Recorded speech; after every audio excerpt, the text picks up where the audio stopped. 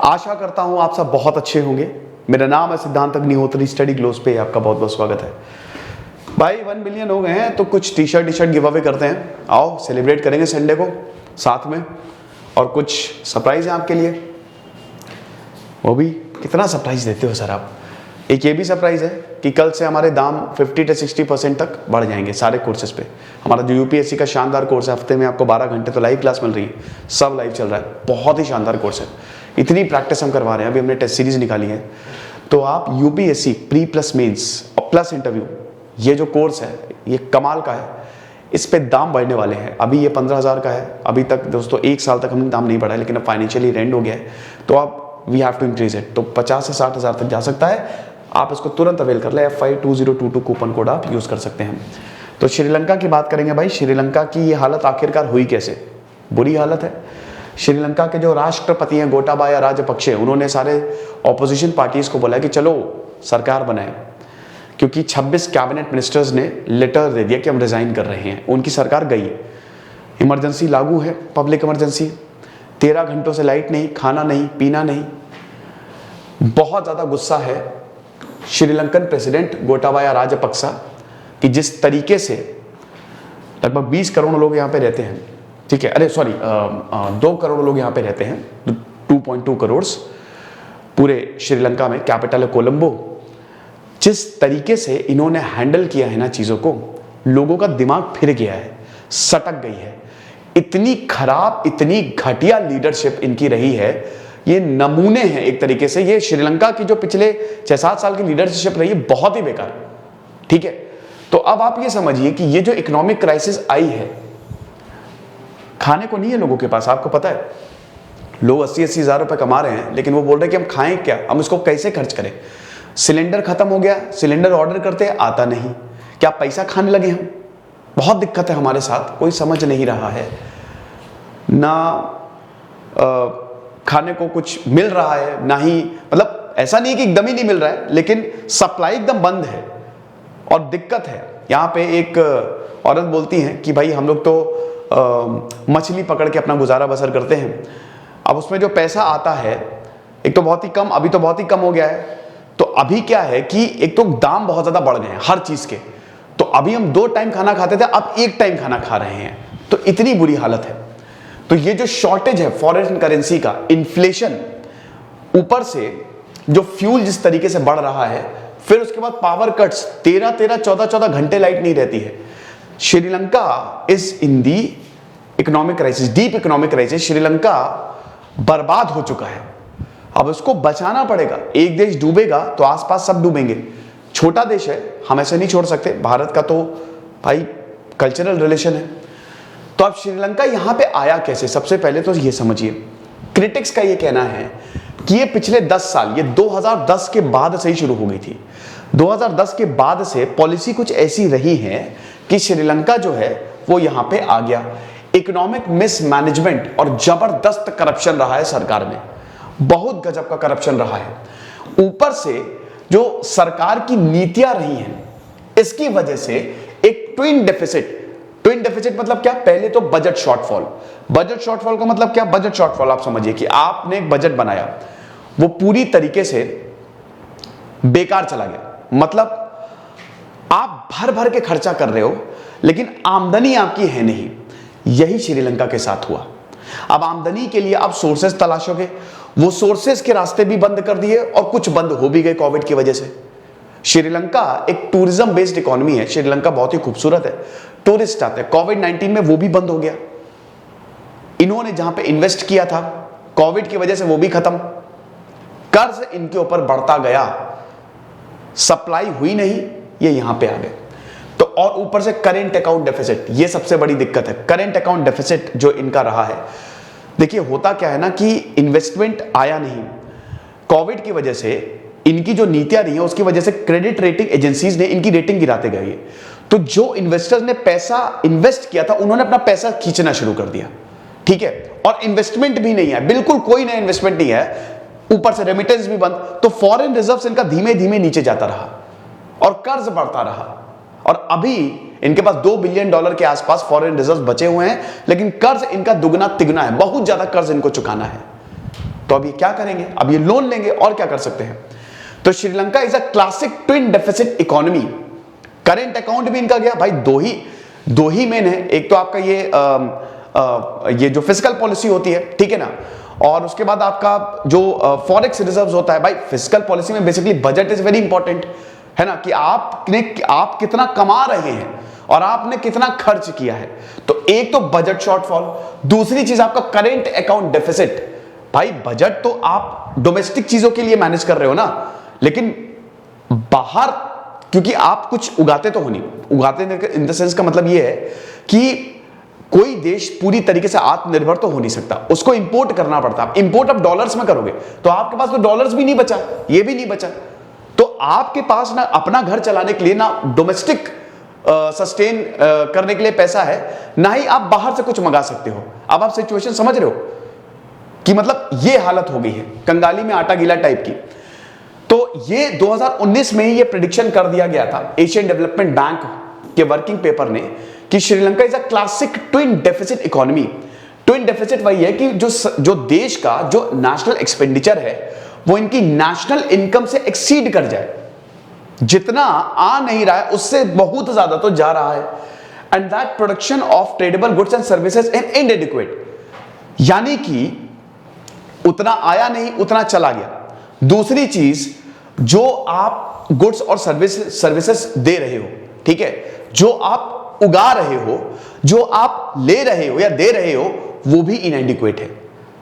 तो it is the classic example of twin deficit. अब current crisis की बात करें तो एक तो डीप टैक्स कट्स 2019 में इनकी सरकार आई, राजपक्सा की। टैक्स नहीं आएगा तो आप कैसे सरकार चलाओगे, है ना। पाकिस्तान ने अभी आपने देखा कि आईएमएफ की कुछ कंडीशंस थी कि जो आपने टैक्स कट्स बोले हैं, जो आप टैक्स में रिबेट देते थे ना, उनको आपको हटाना पड़ेगा। मैं आपको लोन दे रहा हूं, मैंने आपको लोन दिया, मैं आपसे ये बोलूंगा ना, अगर मैंने आपको बोला कि लो मुझसे 1 करोड़ रुपए ले जाओ, ये लोन है, तुमको 12% इंटरेस्ट पे मुझे वापस देना है, 1 करोड़ 12 लाख रुपए तुमको वापस देने, मुझे 1 करोड़ दे रहा हूं तुमको, लेकिन मैं तुमको देखूंगा, मैं बोलूंगा कि तुम्हारी कमाई कहां से हो रही है। अब तुम अपनी मेन कमाई का जरिया ही बंद कर रहे हो, तो मैं पागल हूं जो तुमको लोन दूंगा। मैं बोलूंगा कि इसको हटाओ भाई, तुम्हारी मेन कमाई का जरिया ही सरकार का भाई टैक्स है, अब वही बंद कर दे रहे हो, टैक्स और लोन वही बंद कर दे रहे हो, तो फायदा क्या। तो इसीलिए यहां पे जो ये डीप टैक्स कट्स है, इसकी वजह से देन उसके बाद कोविड-19 ने पूरी तरीके से इकोनॉमी को तोड़ के रख दिया। सप्लाई बंद, ठीक है, वही आपने सर्विस और ट्रेडेबल गुड्स देखा वो बंद, टूरिज्म इकोनॉमी, टूरिज्म इंडस्ट्री पूरी तरीके से बर्बाद, फॉरेन जो रेमिटेंस आता था वो खत्म हो गए। रेटिंग्स एजेंसीज ने इनकी रेटिंग्स डाउन करना शुरू कर दी। एक रिपोर्ट कार्ड होता है, आप समझ लीजिए, रेटिंग एजेंसी तो ए, AAA+, AAA, BBB-, क्रिसिल हो गया, केयर हो गया, ये सब रेटिंग एजेंसीज हैं। ये रेट करती है एक रिपोर्ट कार्ड तरीके से कि ये भाई बहुत बढ़िया स्टूडेंट है, इस पे पैसा लगा दो या इस पे तुम इन्वेस्ट कर दो, तुमको बहुत अच्छे रिटर्न्स देगा। तो अब श्रीलंका की ये जो रेटिंग है ना, वो लगातार डाउन होती गई।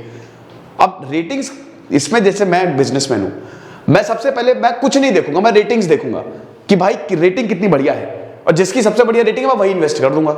और जिसकी सबसे बढ़िया रेटिंग खराब, अगर रेटिंग खराब हो रही है, मान लीजिए कि मैंने कहीं पे इन्वेस्ट किया है, मैंने श्रीलंका में इन्वेस्ट किया, अब उसकी ए रेटिंग थी लेकिन वो BC पे आ गई, तो मैं अपना पैसा निकाल लूंगा ना। यही चीज है जिसकी वजह से फॉरेन रिजर्व्स गया। तो ये जो श्रीलंका का डेट मैनेजमेंट प्रोग्राम रहा है, depend on accessing those market derail and foreign exchange reserves plummeted. 70% तक फॉरेन एक्सचेंज रिजर्व में पिछले 2 साल में गिरावट आई है। हर किसी ने अपना पैसा निकाल लिया है, और जो नहीं था वो नहीं भी निकाला, वो पैसा इनका हो गया है, ठीक है, मतलब चला गया है। तो वही चीज है। उसके बाद फिर ये जो इनका डिसीजन था कि केमिकल फर्टिलाइजर्स को बैन कर दो, बाद में रिवर्स किया गया जब इनको पता चला कि बहुत ज्यादा लॉस हो रहा है। केमिकल फर्टिलाइजर को बैन करने का मतलब यही है कि भाई आप बहुत टाइम से केमिकल फर्टिलाइजर यूज करते जा रहे हो, एकदम से आप उसको हटाओगे तो उसका अल्टरनेटिव लेके आओ, वो ला नहीं पाइए, जिसकी वजह से प्रोडक्टिविटी पे भी बहुत ज्यादा नुकसान हुआ। देखिए भारत में भी पहले बहुत दिक्कतें रहती थी, ड्रॉट्स आता था, आजादी के बाद की बात कर रहा हूं, दिक्कत है, लेकिन भारत ग्रीन रेवोल्यूशन लेके आया। अब कोई भी प्रॉब्लम है तो हम खा तो सकते ही हैं, क्योंकि हमारे यहाँ हम सेल्फ सस्टेन कर लेंगे, सेल्फ सफिशिएंसी हमारे पास आ गई है। लेकिन ये और देशों में नहीं है। अगर प्रोडक्शन होता रहता, एग्रीकल्चर बढ़िया रहती, तो लोग खा तो सकते, यहां पे वो भी नहीं है। अभी श्रीलंका के फॉरेन डेट के साथ आप देख सकते हैं कि अभी देश के पास 2.31 बिलियन डॉलर का रिजर्व्स है और इनको जो इनका कर्ज है वो अराउंड 4 बिलियन डॉलर के करीब है।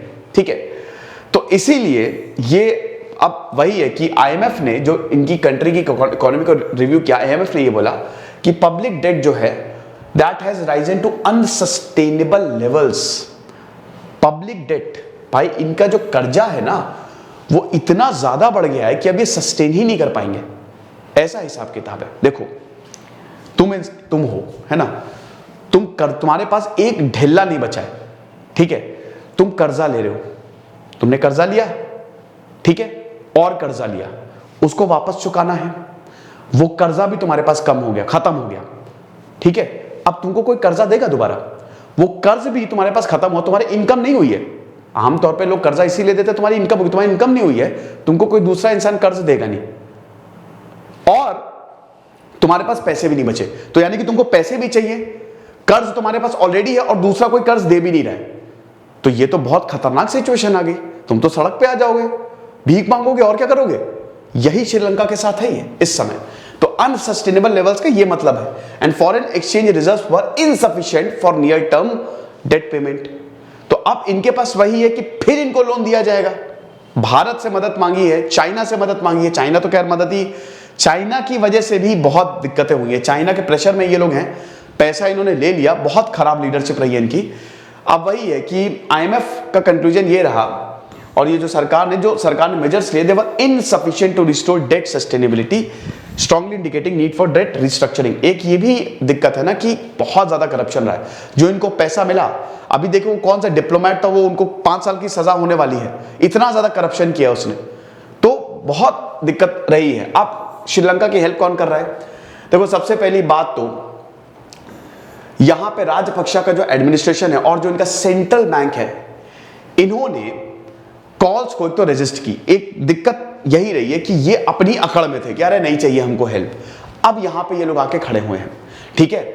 लगातार ऑपोजिशन बोल रहा कि भाई आईएमएफ के पास जाओ, लेकिन ये चाइना बहुत बड़ा है, चाइना ने इतना दिक्कत की है ना, इन्होंने अपना पूरा का पूरा पोर्ट, हम्बन तोता पोर्ट 100 साल के लिए चाइना को लीज पे दे दिया। चाइना ने भर भर के इसमें इन्वेस्टमेंट, अब चाइना ने इन्वेस्टमेंट किया तो ये आईएमएफ के बाद वर्ल्ड बैंक के पास कैसे जाएंगे, क्योंकि वो अमेरिका डोमिनेटेड है। तो बार बार ऑपोजिशन बोल रहा था कि बेटा आईएमएफ जाओ, नहीं जा रहे थे, अकड़ है बिना बात की। अब ऑयल प्राइसेस, अब ऊपर से यूक्रेन, भाई यूक्रेन का जो इश्यू हुआ उसकी वजह से बहुत ज्यादा ऑयल प्राइस बढ़ गए, फॉरेन रिजर्व वैसे ही नहीं है, खत्म, खेल खत्म इनका। तो अब आईएमएफ ही हेल्प करेगा। आईएमएफ जो है अब श्रीलंका से डिस्कशन शुरू करेगा और डेफिनेटली एक लोन प्रोग्राम जो है वो चालू करने वाला है।